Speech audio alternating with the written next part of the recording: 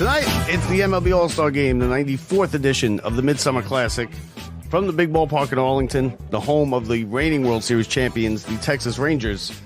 And it's the first time it's being played in Arlington since 1995.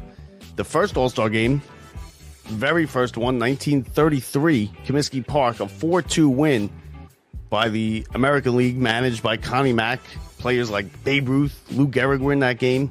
The AL leads the all-time series, 47, 44, and 2.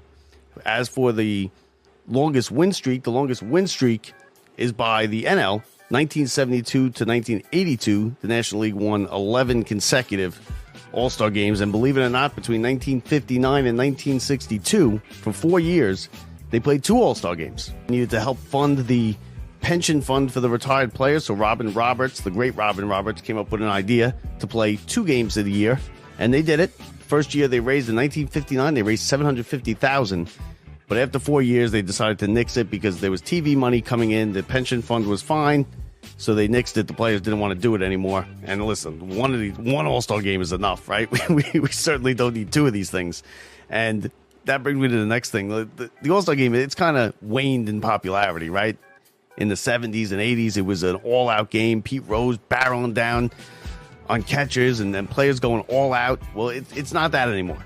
It's not that. It's never going to be that again. I get that. We're not going to be able to get back to that. But I think there are improvements that can be made. And I've got them right here for you. I think the starters, but aside from pitchers, the starters should have to play 5 innings. Okay, they were voted in by the fans. These are who the fans want to see. Get them in there for 5 innings. None of this 1 inning and you're out, or 2 innings and you're out, 1 at bat and you're out. You're in there, you were voted a starter, the fans want to see you. You're going to go in there and play at least 5 innings. And I think that people like maybe Aaron Judge or Ohtani and the big stars should play. Bryce Harper should play the full game. That's what it is in baseball, right? You go in, you play the full game. But I don't know if that's going to happen, so make them at least play 5 innings. I also think you should play the extra inning rule with the ghost runner on second base in the 9th inning. Now, a lot of people are going to get on me about this, but it's not a game. It's not a real game anyway, right? Let's make it as exciting as possible. I think the 9th inning should feature the extra inning ghost runner rule, and I also think that each team is allowed 2 innings where they're at bat, where they could choose to use the ghost runner rule and start with a guy on second base. I think it would make it more interesting. I think there would be more scoring. To be honest with you, these games tend to be 3-2, 2-1, a lot of low-scoring games. Why? Because the pitching is excellent.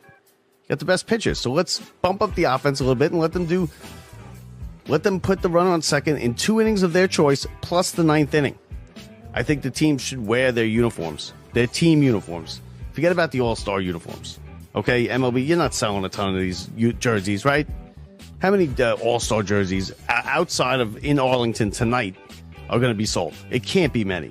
Let the players wear their team jerseys, their team uniforms. I'm a Mets fan. I want to see Alonso in his Mets uniform. I want to see Judge in his Yankee uniform. That's why we watch the game. We want to see our guys. We want to see our uniforms in the game, in the All-Star game. I also think the game should start at 7. Now you're going to say it starts 7:30 tonight. It comes on the air at 7:30. They will not throw that first pitch until 8:10. Minimum 8:10. The winning team gets $25,000 as it is now. Bump that up. You get hundreds of millions, billions, and billions of dollars for these TV contracts.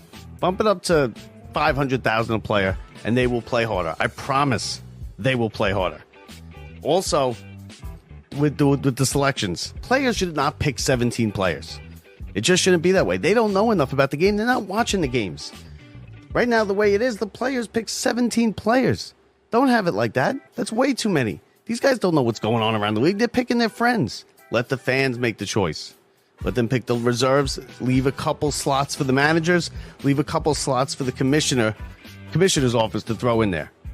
I also, as a throw-on, I think they should use aluminum bats in the home run derby. Let's see them hit it 600 feet. That's what we want to see. That's why we're watching the home run derby. Well, that's my way to improve the All-Star game. What's yours? Well, enjoy the game tonight. I'm Bob Walters. This is Locked Up Sports on Swell. See ya.